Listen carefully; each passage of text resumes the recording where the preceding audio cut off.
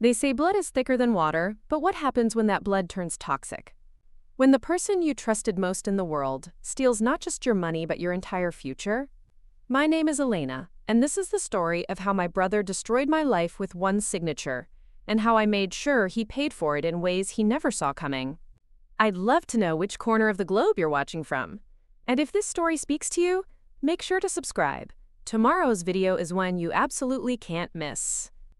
Growing up in suburban Phoenix, Arizona, my brother Ethan and I were inseparable. He was 3 years older, which in kid years felt like a lifetime of wisdom and experience.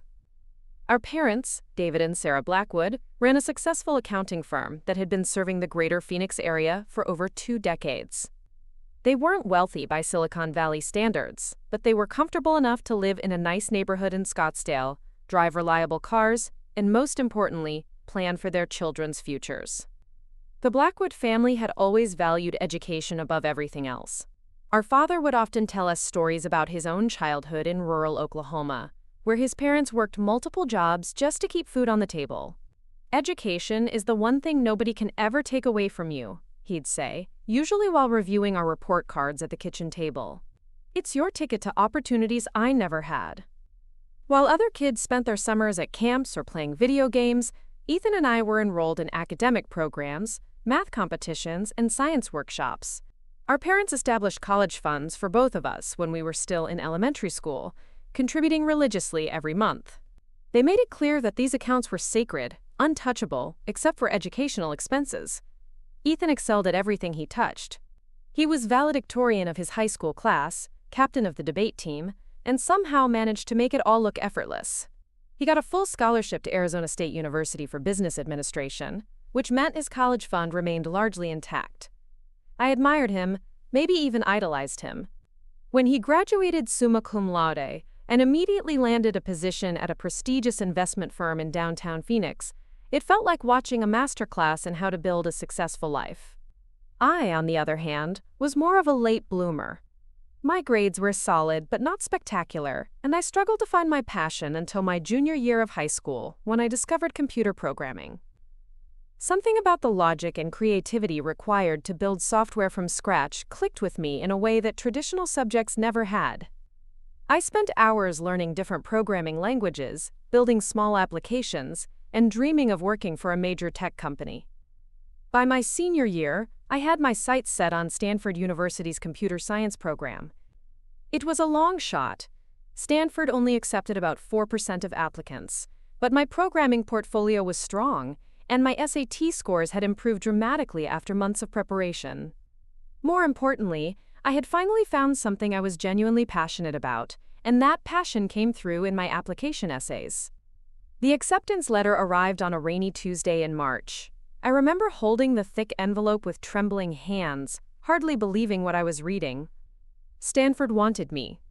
Not only that, but they were offering a partial scholarship that would cover about 60% of the costs. It was the opportunity of a lifetime, the exact kind of future my parents had been preparing for since I was 7 years old. The celebration dinner that night was one of the happiest moments of our family's life. My parents were practically glowing with pride, and even Ethan seemed genuinely excited for me. "Stanford," he kept saying, shaking his head in amazement. "My little brother is going to Stanford." The way he said it, with real warmth and admiration, made me feel like I was finally following in his successful footsteps. Over the next few weeks, we crunched the numbers. Even with the partial scholarship, Stanford was expensive, about $40,000 per year after aid. My college fund had grown to approximately $160,000 over the years, which would be enough to cover 4 years with careful budgeting. My parents assured me repeatedly that the money was available and that they couldn't be prouder of my achievement. During this time, Ethan was going through his own major life change.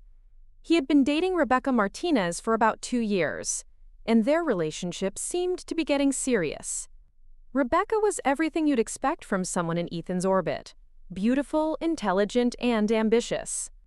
She worked as a marketing executive for a luxury resort company and had an MBA from the University of Arizona. When she was around, she commanded attention without seeming to try.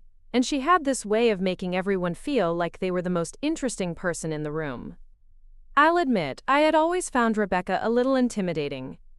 She was polished in a way that made me acutely aware of my own awkwardness, especially during family gatherings when I was still figuring out who I was supposed to become.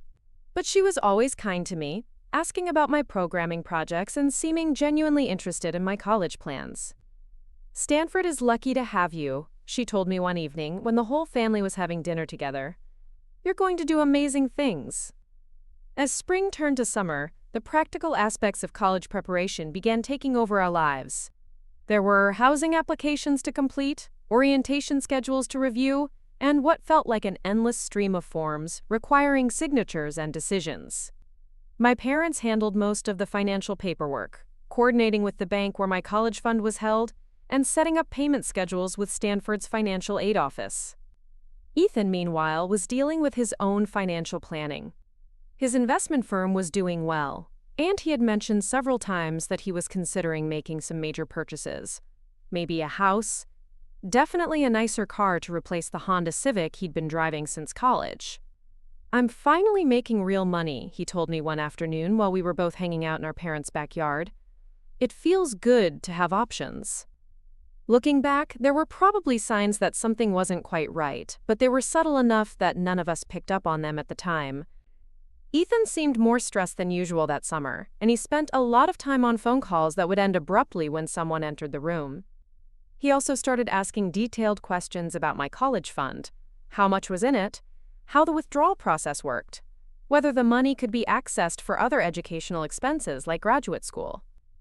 At the time, I interpreted his questions as brotherly interest, maybe even him thinking about his own future plans. He had mentioned possibly getting an MBA at some point, so it made sense that he'd be curious about how these accounts worked. Our parents answered his questions openly. After all, why wouldn't they? This was a family business, and Ethan had always been responsible with money. The first concrete sign that something was wrong came in late July, about 6 weeks before I was supposed to leave for Stanford. I was in my room working on a programming project when my mother knocked on the door. Her face was pale, and she was holding a piece of paper that was shaking slightly in her hands. "Elena," she said, her voice strangely quiet, "we need to talk." The paper was a bank statement for my college fund account. The balance, which should have shown around $160,000, displayed a number that made no sense: $437.16. I stared at the statement for a long time, convinced there had to be some kind of mistake. Banks made errors all the time, right? Maybe it was a computer glitch, or maybe we were looking at the wrong account. But as my mother explained what she had learned from her frantic phone calls to the bank that morning, the horrible truth became clear.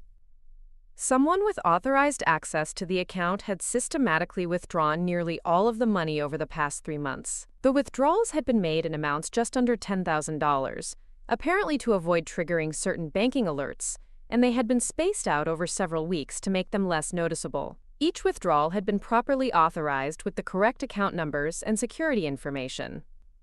The only people who had access to that account were my parents and, as of his 18th birthday, my brother Ethan. My parents' checking and savings accounts showed no unusual activity, and they obviously had no reason to steal from their own son's college fund. That left only one possibility, one that none of us wanted to acknowledge, but that became more undeniable with each passing minute of shocked silence. When confronted, Ethan didn't even try to deny it. He sat in our living room, still wearing his work clothes from the investment firm, and admitted that he had taken the money. But his explanation was so casual, so matter-of-fact, that it somehow made the betrayal even worse. "I needed capital for an investment opportunity," he said, as if he were discussing the weather. "It's a sure thing, Elena. I'll be able to pay it back with interest within 6 months, maybe less. You'll actually end up with more money for college than you started with." The investment, he explained, was in cryptocurrency. He had insider information about a new digital currency that was about to be announced by a major tech company. If he could get in early with a significant amount of capital, the returns would be astronomical. He talked about blockchain technology and market timing and regulatory changes, using the kind of financial jargon that had always impressed our parents when he was in high school. But none of that mattered. What mattered was that my college fund, 4 years of careful saving, 4 years of sacrifices and planning and hope, was gone. What mattered was that Stanford's tuition bill was due in 3 weeks, and I had $400 instead of $40,000. What mattered was that my own brother, the person I had looked up to my entire life, had stolen my future without even asking permission. The argument that followed was unlike anything our family had ever experienced. My father, usually the calm mediator in any dispute, was angrier than I had ever seen him. My mother alternated between crying and shouting. And through it all, Ethan maintained this bizarre sense of wounded innocence, as if we were all overreacting to what he saw as a temporary business arrangement. "You don't understand how investments work," he kept saying. "This isn't stealing, it's borrowing. I'm going to make money for all of us." But when pressed for details about this miraculous investment opportunity, his answers became increasingly vague. He couldn't provide documentation, couldn't explain exactly which company was involved, couldn't give a timeline more specific than soon. As the hours passed, it became clear that either Ethan was lying about the investment entirely, or he had made an incredibly reckless gamble with money that wasn't his to risk. By the end of that terrible evening, the immediate crisis was clear. I had 3 weeks to find $40,000, or I wouldn't be going to Stanford. My parents were devastated, but their own savings were tied up in the business and retirement accounts that couldn't be liquidated quickly.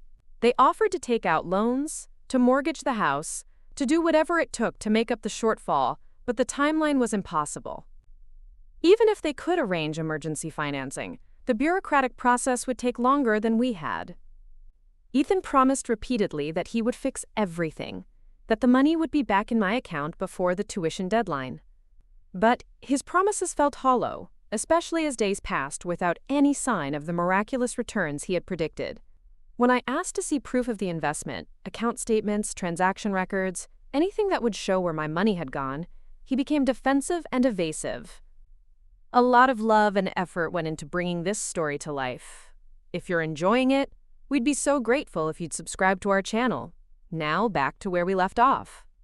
The worst part wasn't even the money, devastating as that loss was.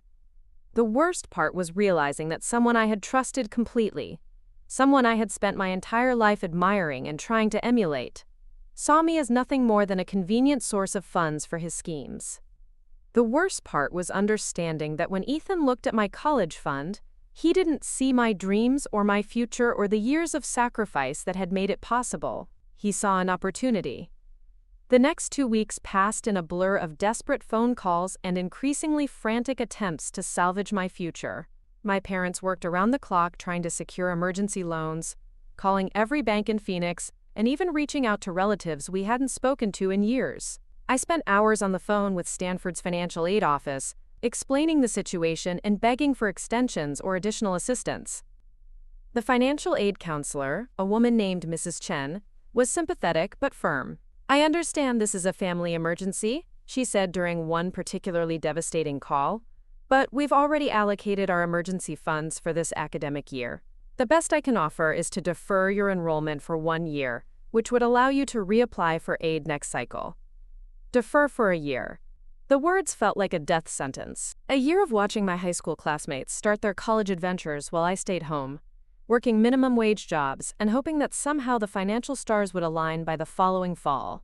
A year of explaining to everyone who asked why I wasn't at Stanford, why the girl who had worked so hard and dreamed so big was instead folding clothes at the mall or serving coffee to commuters.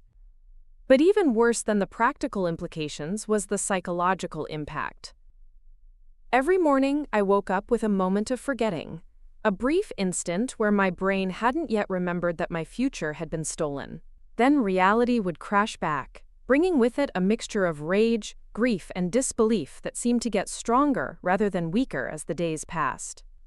Ethan, meanwhile, had essentially disappeared. He still lived in the house technically, but he left early for work and came home late, avoiding family dinners and any conversations about the missing money. When cornered, he repeated the same vague assurances about his investment paying off soon, but he couldn't provide any concrete evidence that this mysterious windfall was actually coming. 3 days before Stanford's payment deadline, I decided to do some investigating of my own. If Ethan really had put my college fund into some legitimate investment opportunity, there should be records somewhere.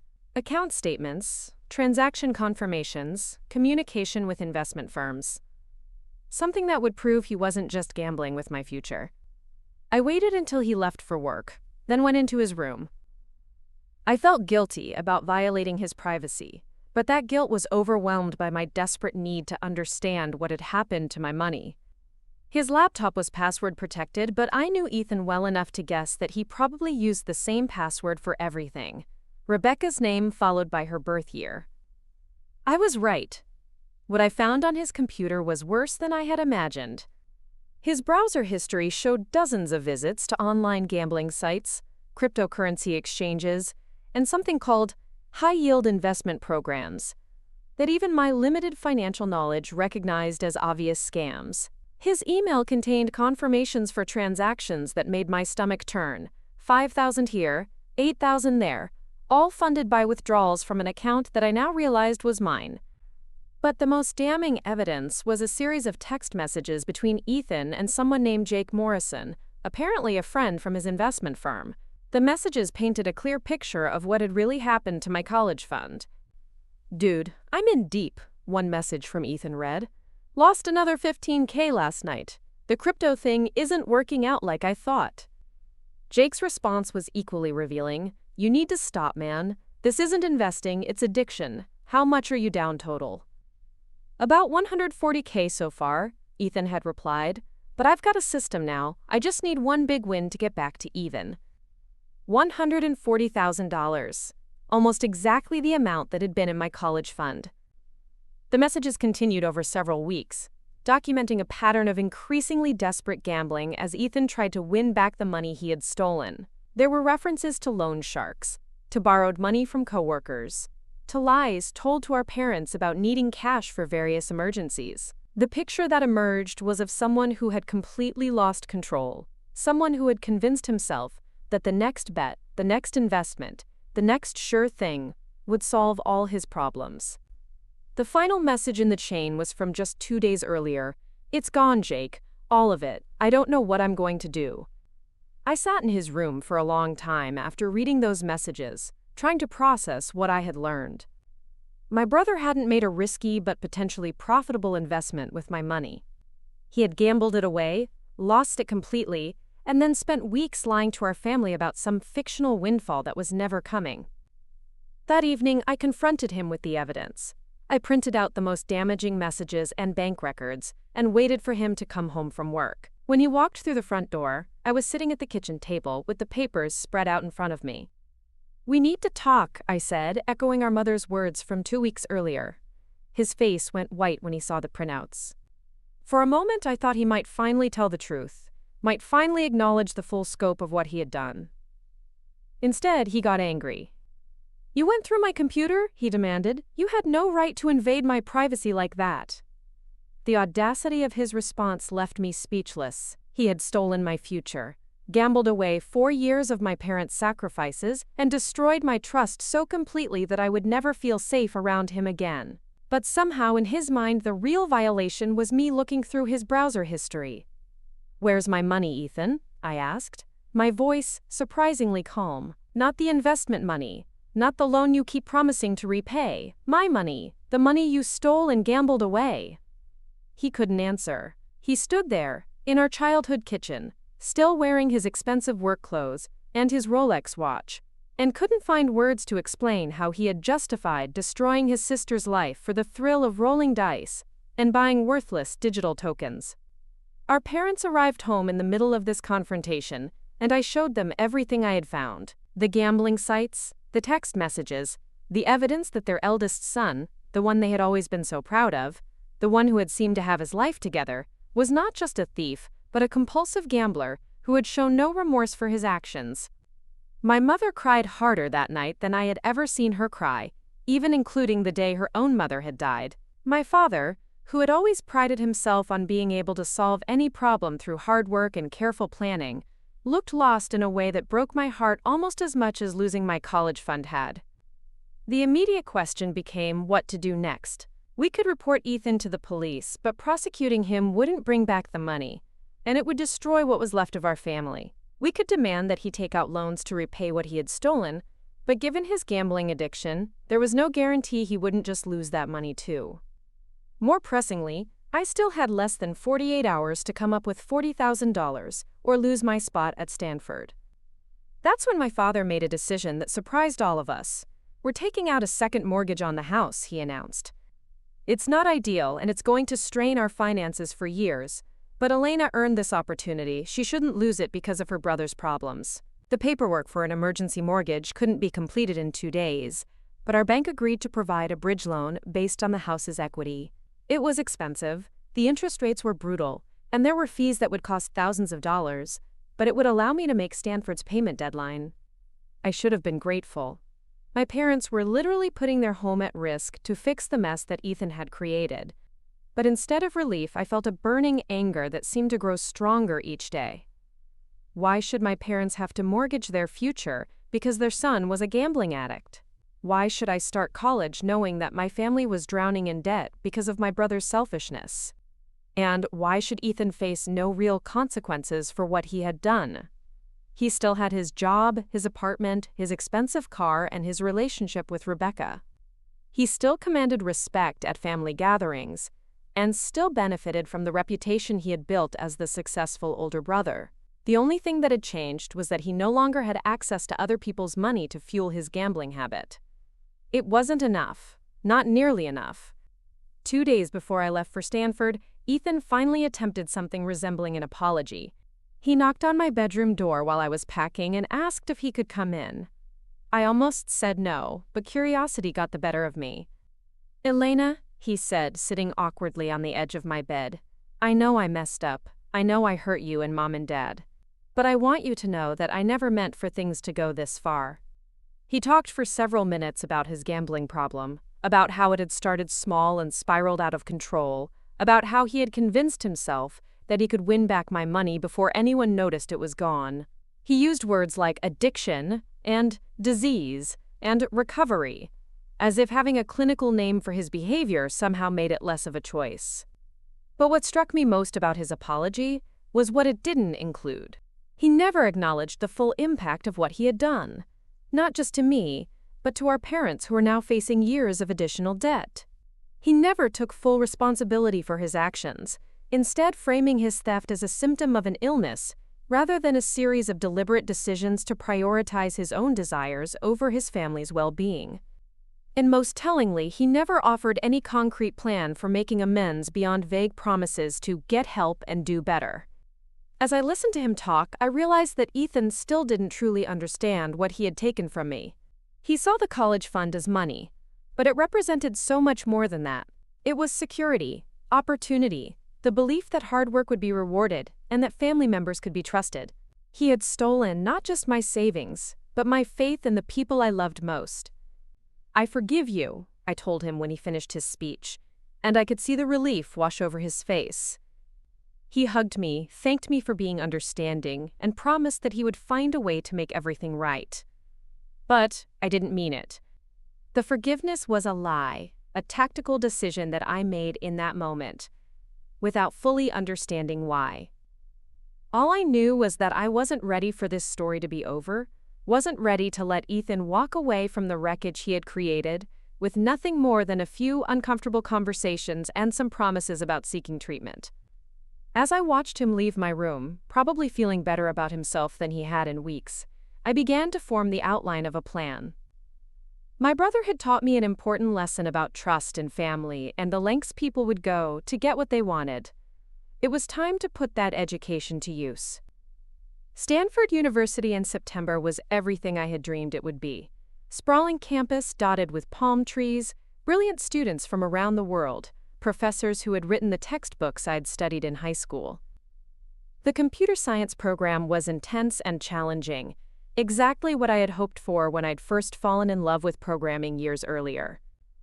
But underneath the excitement of new classes and friendships, I carried a constant burning resentment that colored everything I experienced.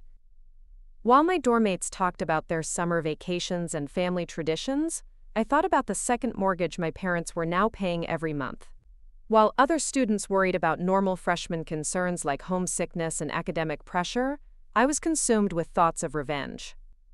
I threw myself into my studies with an intensity that surprised even me. Computer science at Stanford wasn't just about learning to code. It was about understanding systems, recognizing patterns, and finding elegant solutions to complex problems. These skills, I quickly realized, could be applied to more than just software development. My favorite class that first semester was Information Systems and Privacy, taught by Professor Williams, a former cybersecurity consultant who had worked with major corporations and government agencies. She taught us about digital forensics, social engineering, and the countless ways that information could be gathered, analyzed, and weaponized in the modern world. The most powerful tool in any investigation, she told us during one particularly memorable lecture, isn't sophisticated software or expensive equipment, it's patience. Most people reveal everything you need to know about them if you just pay attention long enough. I started paying attention. Every weekend when I came home to Phoenix, officially to do laundry and spend time with family, I began conducting my own investigation into my brother's life. Not the obvious stuff I had already discovered, but the deeper patterns of his behavior, his relationships, and most importantly, his weaknesses. I learned that Ethan's gambling problem was worse than even I had realized. Despite his promises to seek help and his claims about getting clean, he was still placing bets regularly. He had simply gotten better at hiding it, using cash advances from credit cards and borrowing small amounts from friends and coworkers. The addiction hadn't disappeared. It had just gone underground.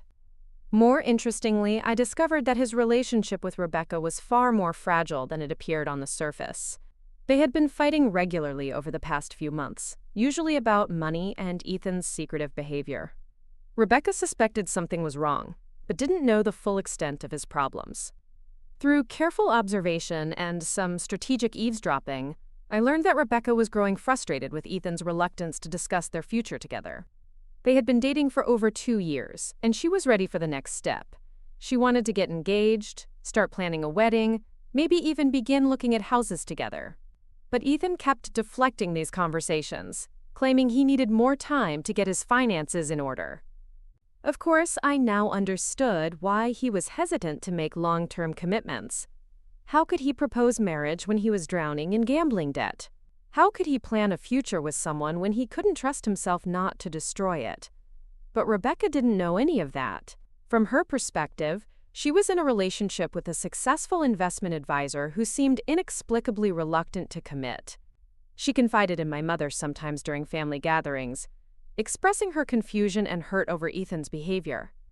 "I don't understand what's holding him back," she said during one particularly revealing conversation I overheard during Thanksgiving break. "We're perfect together. I love him, he says he loves me, but every time I bring up the future, he changes the subject." As winter turned to spring, I began to see the outline of a plan. It wasn't fully formed yet, but the pieces were starting to come together in my mind. Ethan had 3 things that mattered to him most: his job, his reputation, and his relationship with Rebecca. He had taken something precious from me, so it seemed only fair that I should take something precious from him. But I needed to be smart about it. I needed to be patient, methodical, and most importantly, I needed to make sure that when I struck, the consequences would be permanent and devastating. During spring break, I made a discovery that changed everything. I was home for the week, officially relaxing but actually conducting my ongoing surveillance of Ethan's activities. He had gone out for the evening, claiming he was meeting work friends for dinner, and I decided to do another search of his room. This time I found something I hadn't expected: a small velvet box hidden in the back of his closet, behind a stack of old college textbooks. Inside was the most beautiful engagement ring I had ever seen in person. It was a classic solitaire setting with a diamond that had to be at least 3 carats, surrounded by smaller stones that caught the light and threw rainbows across the walls. Even with my limited knowledge of jewelry, I could tell this ring was worth serious money, probably more than most people spent on a car. I sat on his bedroom floor, holding this symbol of his love for Rebecca, and felt something click into place in my mind. This ring represented everything Ethan valued about his relationship: his love for Rebecca, his image as a successful provider, his vision of their future together. He had probably spent months saving for it, planning the perfect proposal, imagining Rebecca's reaction when he finally got down on one knee. And he had paid for it, with money that wasn't his. I carefully photographed the ring from every angle, then replaced it exactly where I had found it. Over the next few days, I did some research on high-end jewelry stores in the Phoenix area, looking for receipts or credit card statements that might tell me where the ring had come from and how much it had cost. What I discovered was even more infuriating than I had expected. The ring had cost $47,000, more than a full year of Stanford tuition. And according to the payment records I eventually found, Ethan had put down a deposit of $20,000 in cash back in February, right around the time he was systematically draining my college fund. He had literally stolen my future to buy jewelry for his girlfriend. The final piece of the puzzle fell into place when I overheard a phone conversation between Ethan and his friend Jake. They were planning something called a surprise engagement party for the following month. Apparently, Ethan had finally worked up the courage to propose to Rebecca, and he wanted to make it a big event with both families present. "I've got the whole thing planned out," I heard him say through his bedroom wall. "I'm going to propose at the restaurant where we had our first date, and then everyone will be waiting at the country club for the celebration. She's going to be completely shocked." As I listened to my brother excitedly plan what was clearly going to be the highlight of his year, I felt a cold satisfaction settle over me. He was so focused on his happy ending that he had completely forgotten about the victims of his theft. He was ready to celebrate his love and commitment to Rebecca using money he had stolen from his own sister. But I wasn't going to let him enjoy that moment of triumph. Not when my parents were still paying the monthly installments on their second mortgage. Not when I was working 20 hours a week in the Stanford computer lab to pay for expenses that should have been covered by my college fund.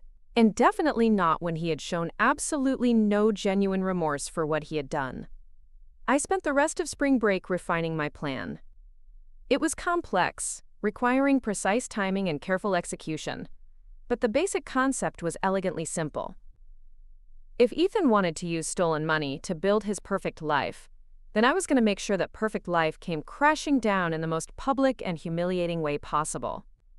The engagement party was scheduled for a Saturday evening in May, about 3 weeks before my freshman year finals. I had already arranged to come home that weekend, officially to celebrate my brother's engagement, but actually to set my revenge in motion.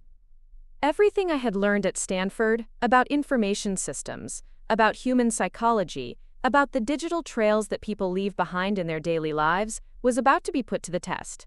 My brother had taught me that family loyalty was conditional, and that trust was just another resource to be exploited when convenient.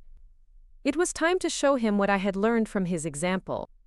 The countdown to Ethan's perfect evening had begun, and he had no idea that his little sister was about to turn his moment of triumph into the worst night of his life. The week before Ethan's engagement party, I flew back to Phoenix with a carefully packed suitcase and a meticulously planned strategy. To my family, I was the supportive little sister coming home to celebrate her brother's big moment.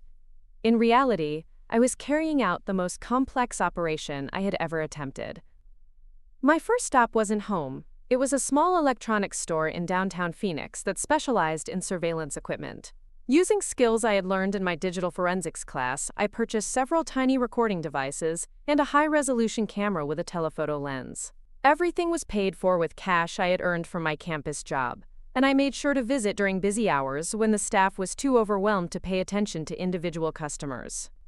The plan I had developed over months of careful observation had 3 distinct phases, each designed to systematically dismantle the life Ethan had built on the foundation of my stolen money. Phase 1 involved gathering irrefutable evidence of his ongoing gambling addiction. Despite his promises to our parents about getting clean, I had observed enough suspicious behavior to know he was still actively betting. I needed proof that would be impossible for him to deny or rationalize away. Phase 2 was more psychological. I wanted to expose the full extent of his deception to Rebecca before the proposal, giving her the information she needed to make an informed decision about their relationship. But the timing had to be perfect. Too early, and Ethan might suspect interference. Too late, and the engagement would already be official. Phase 3 was the nuclear option, designed to ensure that even if Ethan somehow managed to salvage his relationship and reputation, he would face real consequences for his theft. This part of the plan made me nervous, because once it was set in motion, there would be no going back.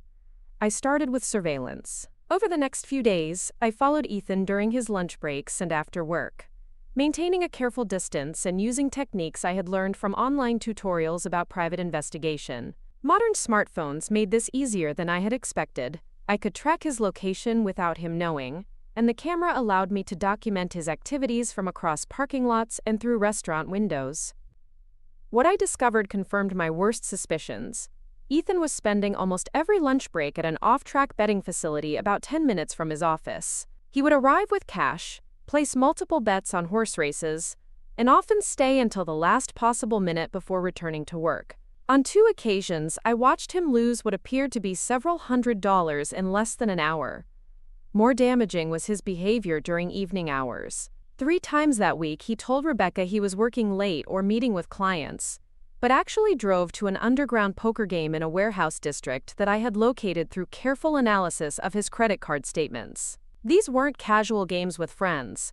They were serious, high-stakes operations where people regularly won or lost thousands of dollars in a single night.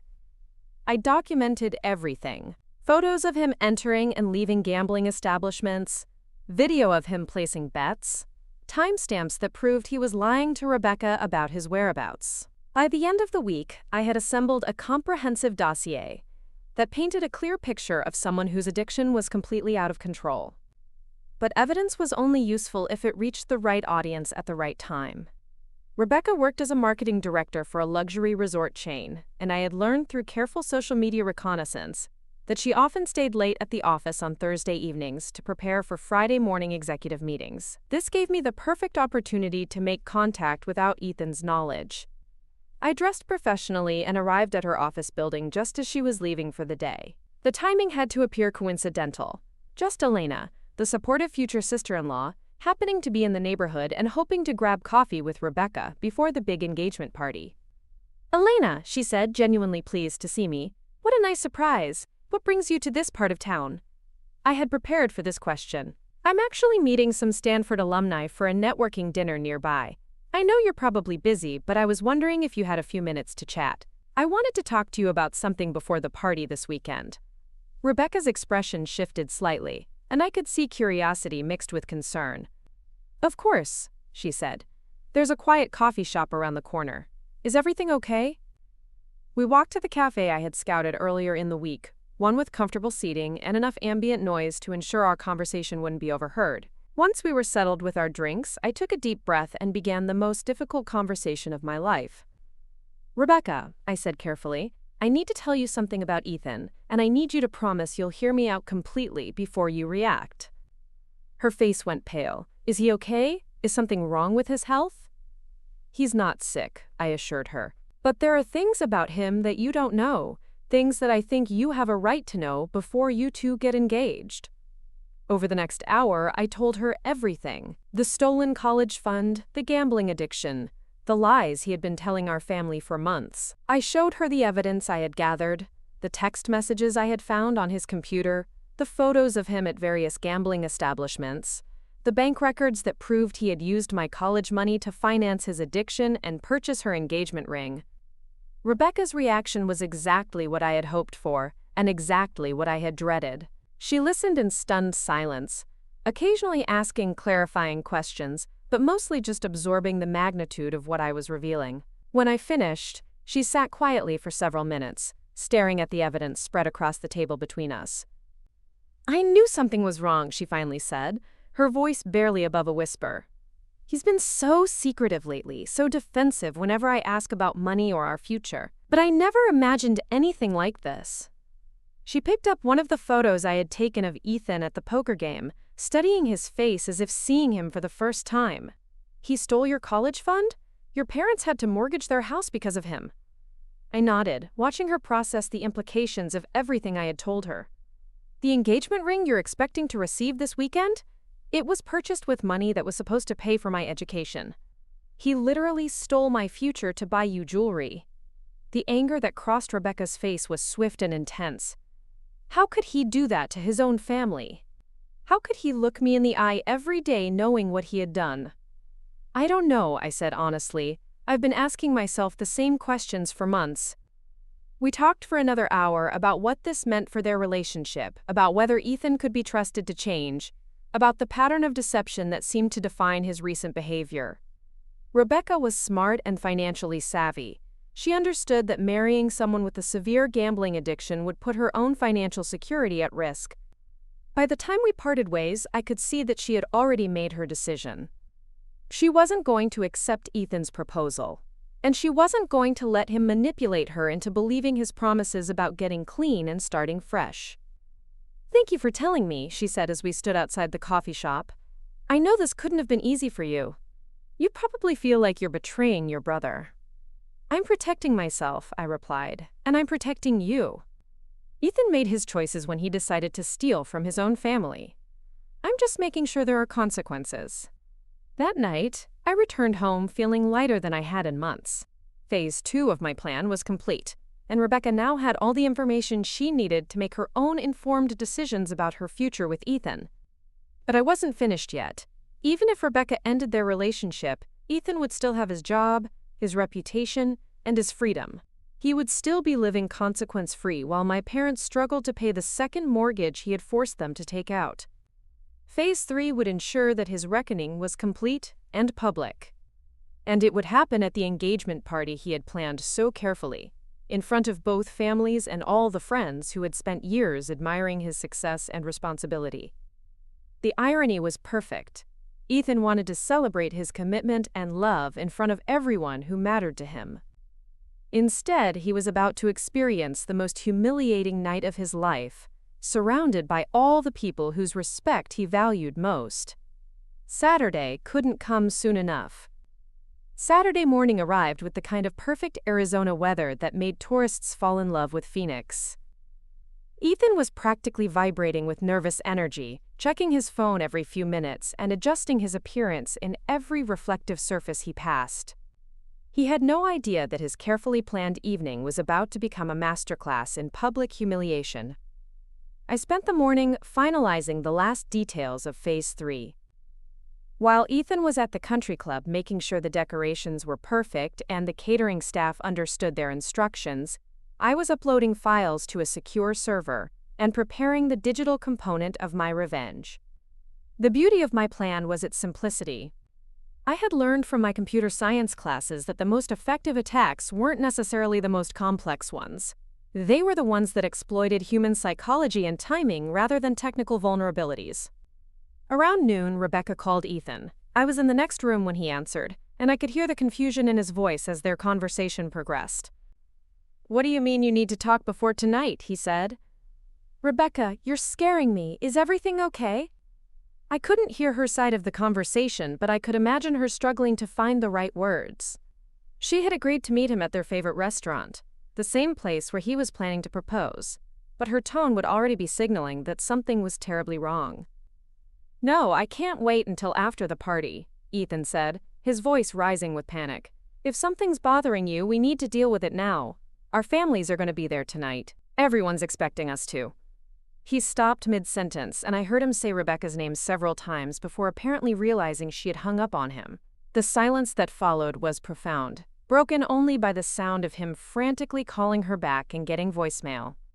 For the next hour, Ethan paced around the house like a caged animal, alternately trying to reach Rebecca and pestering our parents with questions about whether they had heard from her. He was starting to panic, and I could see the wheels turning in his head as he tried to figure out what could have gone wrong so close to what was supposed to be the perfect evening. I almost felt sorry for him. Almost. At 2 o'clock, I volunteered to run errands for the party, officially to pick up last-minute supplies, but actually to position myself for the final phase of my operation. I drove to the restaurant where Ethan and Rebecca were meeting, parking where I could observe their interaction without being seen. Rebecca arrived first, and I could see from her body language that she was steeling herself for what was about to be a very difficult conversation. She had dressed carefully, not like someone expecting a proposal, but like someone preparing for a confrontation. Professional, composed, but definitely not romantic. Ethan arrived 10 minutes later, practically running from his car to the restaurant entrance. Even from a distance, I could see the panic in his movements, the desperation of someone who could sense his perfect life slipping away but didn't understand why. I couldn't hear their conversation, but I didn't need to. Their body language told the entire story. Ethan's initial confusion and concern gradually shifted to shock, then denial, then anger, as Rebecca presented him with the evidence I had shared. I watched him gesture frantically, clearly trying to explain or justify his actions, but Rebecca's expression remained cold and resolute. The conversation lasted about 45 minutes. When it ended, Rebecca walked calmly to her car and drove away without looking back. Ethan sat alone at the table for another 20 minutes, staring at his phone and occasionally putting his head in his hands. When he finally emerged from the restaurant, he looked like a man who had aged 10 years in less than an hour. His carefully styled hair was disheveled from running his hands through it. His face was flushed, and his movements had lost all their earlier confidence and energy. But the real devastation was still to come. I followed him home at a careful distance, arriving just in time to hear him on the phone with the country club, frantically trying to cancel the engagement party that was supposed to start in 3 hours. "What do you mean you can't cancel?" he was saying, his voice cracking with stress. "I'll pay whatever penalties you want, but I can't have this party tonight." The country club, it turned out, had policies about last-minute cancellations for events of this size. The food had been prepared, the staff had been scheduled, and the room had been decorated according to Ethan's specifications. Canceling now would cost him the full amount of the contract, nearly $15,000, with no refund. $15,000, given his gambling debts and financial problems, he almost certainly didn't have. I watched him make increasingly desperate phone calls, trying to reach family members and explain that the engagement party needed to be postponed due to quote, unforeseen circumstances. But it was too late. Our relatives had already driven in from Tucson and Flagstaff. Rebecca's family was presumably getting ready, and everyone was expecting to celebrate what they thought would be one of the happiest nights of Ethan's life. This is when I made my move. While Ethan was locked in his room, probably trying to figure out how to survive the evening without completely destroying his reputation, I sent a carefully crafted email to a specific list of recipients. The email contained a link to a password-protected website I had created, along with instructions for accessing the information inside. The recipients included our parents, Rebecca's parents, and about 20 other close family members and friends who would be attending the party. The email was simple and direct. Before you celebrate Ethan's engagement tonight, there are some things you should know about how he paid for Rebecca's ring and what's been happening in our family over the past year. The attached files contain evidence that I think you'll find very illuminating. Elena. The website I had created was a masterpiece of organization and documentation. It contained everything: the bank records showing the theft of my college fund, the text messages revealing Ethan's gambling addiction, the photos I had taken of him at various betting establishments, and a detailed timeline showing how he had lied to our family for months while systematically destroying my future. But the centerpiece was a video I had recorded the night before, explaining everything in my own words and providing context for all the evidence. I had practiced the presentation multiple times, making sure my tone was calm, factual, and devastating. By 5 o'clock, my phone was ringing constantly. Family members who had accessed the website were calling with shock, anger, and demands for explanations. I let most of the calls go to voicemail, knowing that the conversations happening throughout our extended family were probably more damaging to Ethan's reputation than anything I could say directly. Our parents, meanwhile, were dealing with the immediate crisis of what to do about the party. They couldn't cancel it without losing a significant amount of money, but they also couldn't go through with celebrating an engagement that no longer existed. The decision was made to transform the gathering into what my mother grimly called a family meeting. Everyone would still come to the country club, but instead of celebrating, they would be discussing what had happened and what needed to be done about Ethan's behavior. At 6 o'clock, I got dressed for what was probably going to be the most uncomfortable dinner of my life. I chose my outfit carefully: professional but not celebratory, serious but not funeral appropriate. I was about to face a room full of family members who had just learned that the person they had trusted and admired for years was actually a compulsive gambler who had stolen from his own sister. As I drove to the country club, I felt a mixture of satisfaction and nervousness that I hadn't anticipated. For months, I had been planning this moment, imagining how it would feel to finally expose Ethan's lies and force him to face real consequences for his actions. But now that it was actually happening, I realized that destroying someone's life, even someone who had destroyed mine first, was more complicated and emotionally draining than I had expected. The country club parking lot was full of familiar cars, and I could see people gathered in small groups near the entrance, clearly having intense conversations. The evidence I had provided had already begun circulating, and the shockwaves were rippling through both families. Inside, I could see Ethan through the window, sitting alone at what was supposed to be the head table, looking like a defendant waiting for his trial to begin. The reckoning I had planned for so long was finally about to unfold, and there was no going back for either of us. Walking into that country club felt like entering a courtroom where I was simultaneously the prosecutor, key witness, and victim. The room that should have been filled with celebration and congratulations instead buzzed with hushed conversations and barely contained outrage. Family members clustered in small groups, smartphones in hand, reviewing the evidence I had methodically compiled over months of investigation. Ethan sat at the head table like a condemned man awaiting execution.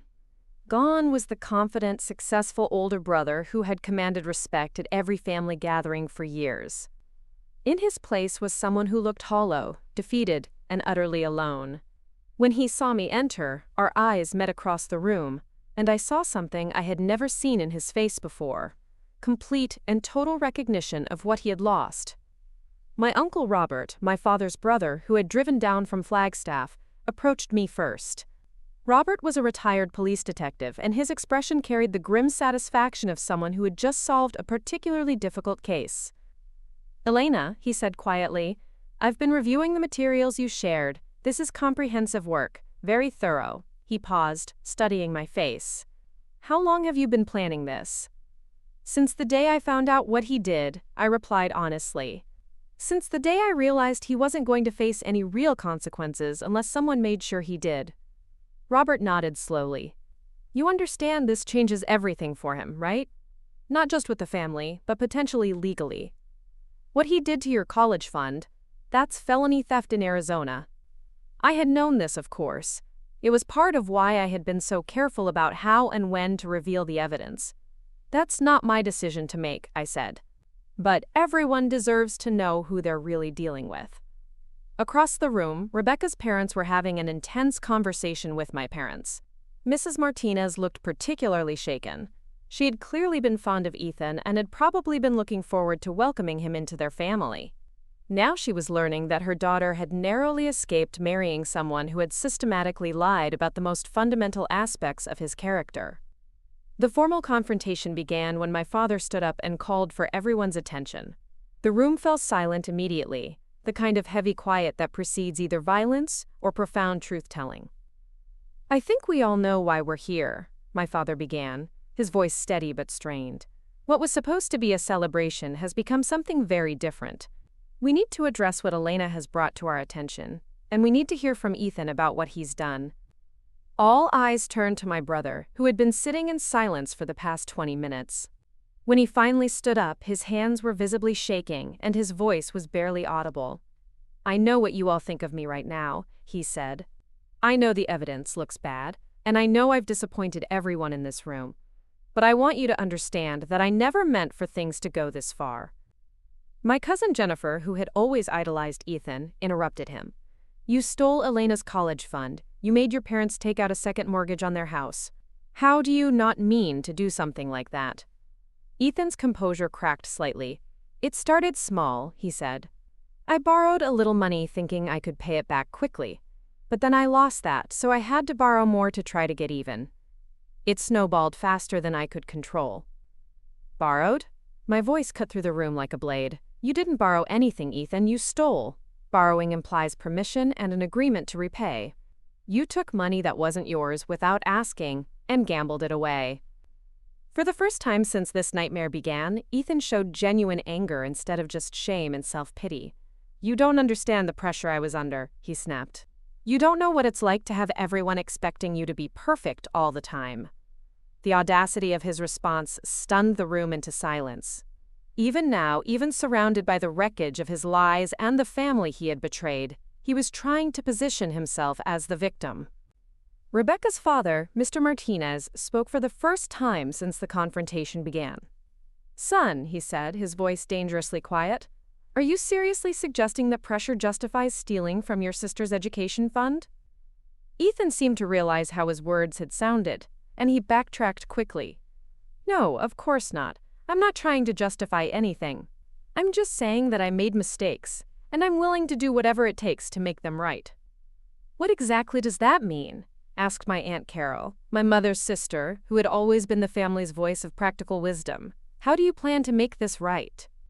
This was the question I had been waiting for, because I knew Ethan had no good answer. He had already spent my college fund, already forced our parents into debt, and already destroyed his relationship with Rebecca. There was no magical solution that would undo the damage he had caused. "I'm going to pay back every penny," he said desperately.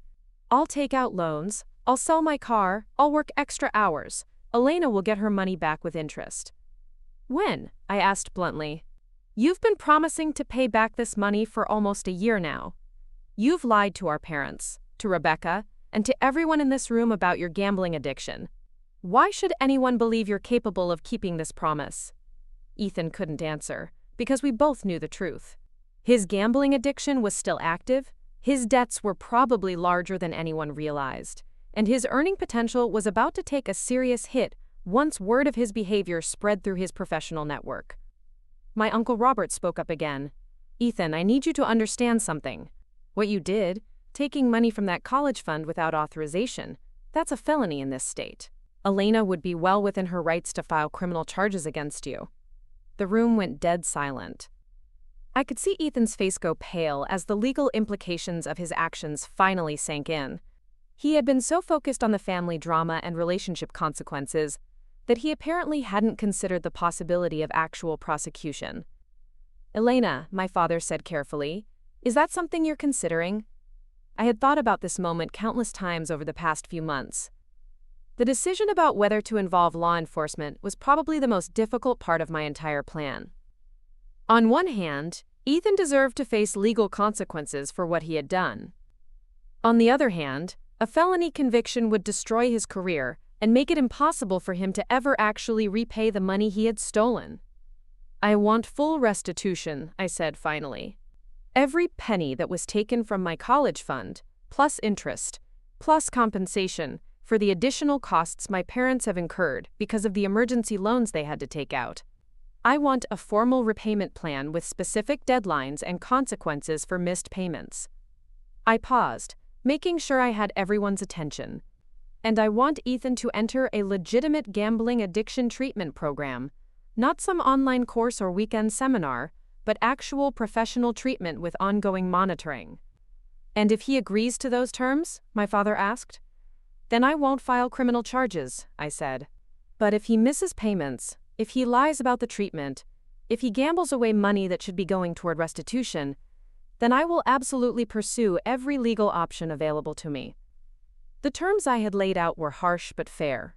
They gave Ethan a path toward redemption, while ensuring that there would be real consequences if he failed to follow through on his commitments. Ethan sat back down heavily, clearly overwhelmed by the magnitude of what he was facing. The successful, confident persona he had maintained for years was completely gone, replaced by someone who finally understood the true cost of his actions. "I need time to think about this," he said quietly. "No," I replied firmly. "You've had months to think about this. You've had multiple opportunities to come clean and start making things right. This is your last chance to handle this within the family instead of through the courts." The weight of decision settled over the room like a heavy blanket. Everything that happened next would determine not just Ethan's future, but the future of our entire family.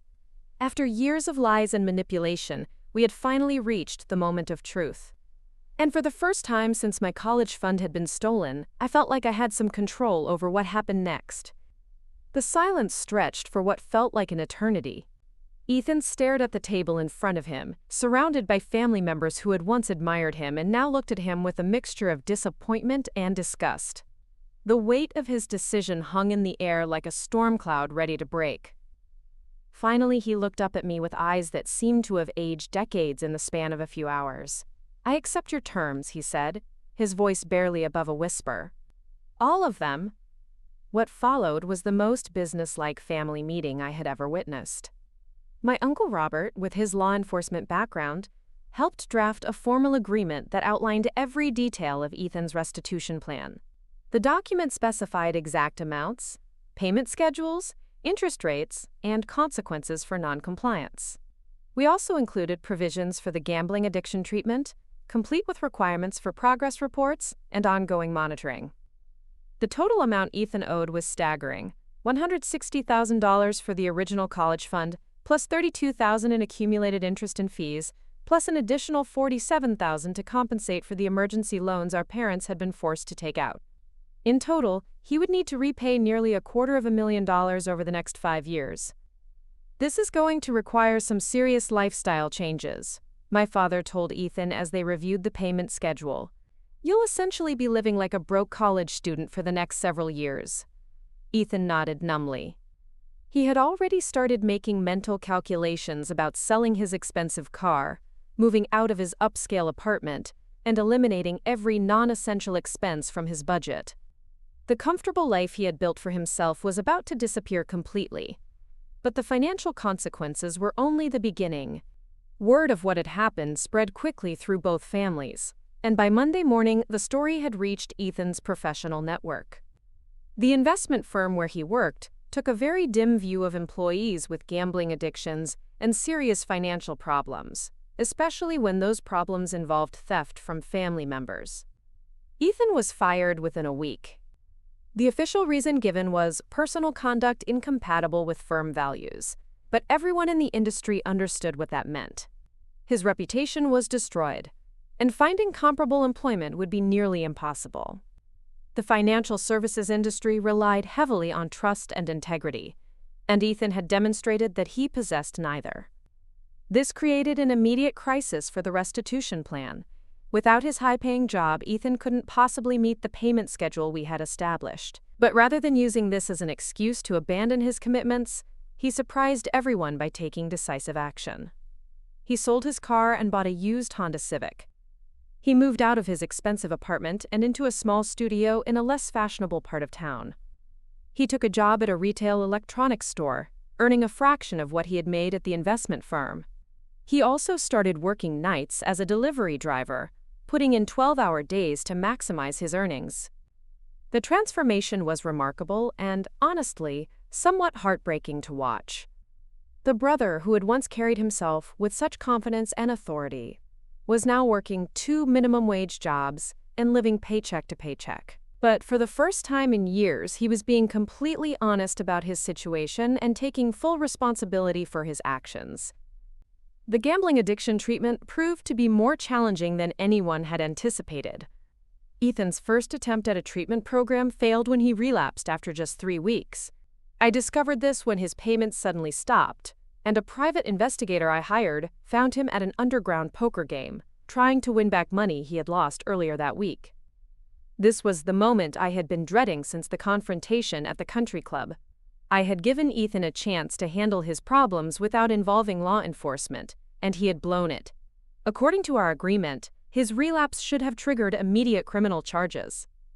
But when I confronted him about the violation, something unexpected happened. Instead of making excuses or trying to minimize what he had done, Ethan broke down completely. He cried harder than I had ever seen him cry, not out of self-pity but out of genuine recognition of how sick he had become. "I can't stop," he admitted through tears. "I know what I'm risking, I know what I'm doing to the family, but I can't stop myself. Elena, I need help. Real help." This moment of complete vulnerability changed something fundamental in our relationship.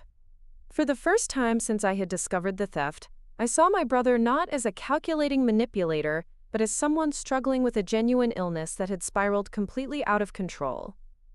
Instead of filing criminal charges, I helped him find an intensive inpatient treatment program. The cost was significant, about $15,000, but I agreed to let him count it as part of his restitution payments.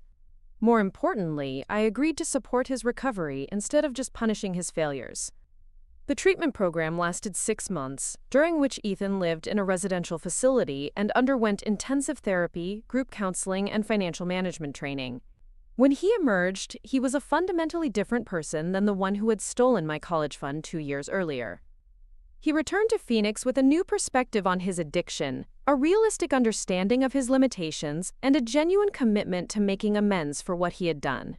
He resumed his job at the electronics store and his night work as a delivery driver, but now he was attending Gamblers Anonymous meetings 3 times a week and working with a sponsor who helped him stay accountable.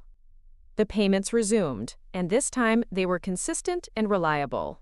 Ethan lived like a monk, spending money only on absolute necessities and directing every available dollar toward his restitution obligations. He moved in with our parents to save on rent, which was awkward for everyone but necessary for meeting his financial commitments. By the end of his 2nd year of payments, something remarkable had happened. Not only was Ethan meeting his obligations, but he had actually started paying ahead of schedule. His dedication to the repayment plan had impressed his supervisors at the electronics store, and he had been promoted to assistant manager. The additional income allowed him to accelerate his payments and begin rebuilding some semblance of a normal life. 3 years after the confrontation at the country club, I received the final payment. The total amount repaid was actually higher than what we had originally agreed upon, because Ethan had insisted on adding an additional $50,000 as compensation for the emotional trauma he had caused our family. The day the last payment cleared, Ethan called me for the first time since beginning his treatment program. "It's done," he said simply. "Every penny has been repaid."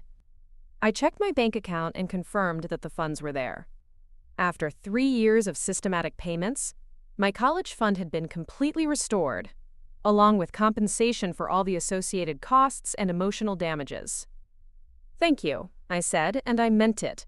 Not just for the money, but for proving that he was capable of keeping his word and taking responsibility for his actions. "I destroyed your trust," Ethan replied. "I know I can never fully repair that, but I hope someday you'll be able to forgive me." The question of forgiveness was complicated. Ethan had stolen my future and forced our family through years of financial stress and emotional turmoil. His actions had consequences that extended far beyond the missing money. They had changed how I viewed family loyalty, personal responsibility, and the nature of trust itself. But he had also spent 3 years proving that people could change, that addiction could be overcome, and that genuine remorse could motivate extraordinary efforts at redemption. He had paid back every penny, submitted to years of monitoring and treatment, and completely restructured his life around the principles of honesty and accountability. The transformation affected more than just our immediate family. Rebecca, who had initially been devastated by the betrayal, eventually reached out to express her gratitude for my intervention. She had started dating someone new, a veterinarian named Michael, who shared her love of hiking and had never placed a bet in his life. At her wedding 2 years later, she pulled me aside during the reception. "I know this sounds strange," she said, "but I need to thank you for what you did. I was so angry at the time, but you saved me from making the biggest mistake of my life. I would have married someone who was fundamentally dishonest, and I would have spent years trying to fix problems I didn't even know existed." Her words carried more weight than I had expected. I had focused so much on getting justice for myself that I hadn't fully considered how my actions had protected others from becoming victims of Ethan's deception. Our parents' relationship with Ethan evolved differently than mine did. They struggled more with the balance between holding him accountable and maintaining their unconditional love as his parents. My mother, in particular, went through a period of intense guilt, wondering if she had somehow failed as a parent or missed warning signs that could have prevented the situation. "I keep thinking about all the times he asked for money over the years," she confided to me during one of our regular coffee meetings. "Little amounts here and there for car repairs or work clothes. I never questioned him because he always paid it back. But now I wonder if those were early signs of gambling problems that I should have recognized." I helped her understand that addiction is incredibly sophisticated in how it hides itself, especially in people who are otherwise intelligent and successful. Ethan had been functioning at a high level in his career while simultaneously stealing from his family. The signs weren't obvious because he had worked very hard to make sure they wouldn't be. My father's approach was more pragmatic. He focused on the financial aspects of the situation and worked closely with Ethan to develop budgeting strategies that would help him stay on track with his payments. Every month, they would meet to review Ethan's expenses and income, identifying areas where he could potentially save money or increase his earnings. "Your brother is learning lessons about money management that most people never have to face," my father told me during one of these reviews. "He's discovering what it really costs to live, and he's understanding the value of every dollar he earns. In some ways, it's teaching him things that his previous success never could have." The extended family's reaction was more varied and, in some cases, more dramatic. Some relatives cut off contact with Ethan entirely, feeling that his actions had violated the basic trust that holds families together. Others were more forgiving, especially after seeing the genuine effort he was making toward recovery and restitution. My Aunt Carol became one of Ethan's strongest advocates during his recovery period. As someone who had struggled with alcoholism in her younger years, she understood the nature of addiction and the difficulty of overcoming it. She regularly attended his Gamblers Anonymous meetings as a supporter and helped him navigate the complex emotions that arose during his treatment. "Recovery isn't just about stopping the behavior," she explained to me during one family gathering. "It's about rebuilding your entire identity and learning to trust yourself again. Ethan is doing that work every day, and it's harder than most people realize." The impact on my own life extended far beyond the financial restitution. The investigation skills I had developed while gathering evidence against Ethan opened up career opportunities I had never considered. During my senior year at Stanford, I was recruited by several cybersecurity firms that were impressed by my ability to conduct thorough digital investigations and present complex evidence in clear, compelling ways. I accepted a position with a consulting firm that specialized in corporate fraud investigations. The work was fascinating and rewarding, combining technical analysis with the kind of detective work I had discovered I enjoyed during my pursuit of justice against Ethan. Within 2 years, I was leading investigations into embezzlement cases, corporate espionage, and financial fraud schemes that often involved millions of dollars. Ironically, my brother's betrayal had inadvertently launched me into a career that I loved and excelled at. The skills I had developed to expose his lies became the foundation for professional success I might never have achieved otherwise. The engagement ring that had started this whole saga of revenge eventually found its way to a worthy recipient. About 4 years after the confrontation, Ethan asked to meet with me privately. He was carrying a small velvet box that I immediately recognized. "I've been holding on to this for years," he said, trying to figure out what to do with it. "I can't return it because too much time has passed, and I can't sell it because it represents everything I did wrong. But I realized recently that maybe it could represent something positive instead." He opened the box to reveal the 3-carat diamond that had once symbolized his deception and stolen dreams. "I want you to have this," he said. "Not because I think it makes up for anything, but because when you get engaged someday, you should have something beautiful that represents a new beginning, rather than the mistakes of the past." I stared at the ring for a long time, thinking about everything it represented. The money used to purchase it had been stolen from my education fund, but the years of consequences that followed had taught both of us lessons that were arguably more valuable than any college course. "I'll keep it," I told him finally, "but not as an engagement ring. I'll have it reset into something different, maybe a pendant or earrings. Something that reminds me that even the worst betrayals can eventually become something meaningful if you handle them the right way." Today, 5 years after the theft was discovered, Ethan and I have a cautious but genuine relationship. We're not as close as we were before. That level of trust may never be fully restored, but we're family, and we've both learned valuable lessons about consequences, accountability, and the possibility of redemption. Ethan now works as a financial counselor, helping people with gambling addictions manage their money and rebuild their lives. It's meaningful work that pays modestly but allows him to use his experience to help others avoid the mistakes he made.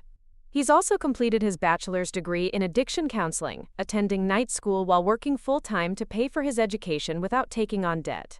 As for me, I graduated from Stanford with honors and now run my own cybersecurity consulting firm. The skills I learned during my investigation of Ethan's activities turned out to be excellent preparation for a career in digital forensics and fraud prevention. My company specializes in helping families and small businesses recover from financial fraud, and I often think about how my personal experience gives me insights that purely academic training never could have provided. Sometimes I wonder what would have happened if I had simply reported the theft to police immediately instead of orchestrating the elaborate confrontation at the engagement party. Would Ethan have faced real consequences? Would he have gotten the help he needed? Would our family have healed more quickly? I'll never know for sure, but I don't regret the path I chose. Ethan needed to face consequences that were both severe and educational, and he needed to understand that his actions had real victims who deserved justice. The public nature of his humiliation ensured that he couldn't minimize or rationalize what he had done, and the long-term payment plan forced him to live with the consequences of his choices every single day for 3 years. Most importantly, my approach gave him the opportunity to earn redemption rather than simply serving time and moving on. He had to prove through his actions over an extended period that he was committed to change. And ultimately, he did exactly that. The $10 million ring mentioned in the beginning? That was the value of the lesson my brother learned about the true cost of betrayal, and the price he ultimately paid for stealing not just money, but trust itself. Some education is worth more than any amount of cash, and sometimes the most valuable lessons are the ones that cost everything to learn. But perhaps the most important lesson was one I learned about myself, that justice doesn't always require destruction, that revenge can be transformed into redemption, and that sometimes the most powerful thing you can do to someone who has wronged you is to give them the opportunity to become a better person than they were when they hurt you. Looking for more? We've got 2 amazing stories ready for you right on screen. If this one touched you, these are absolutely worth your time. Click to watch them now. And hey, subscribe and hit that bell to never miss our latest uploads.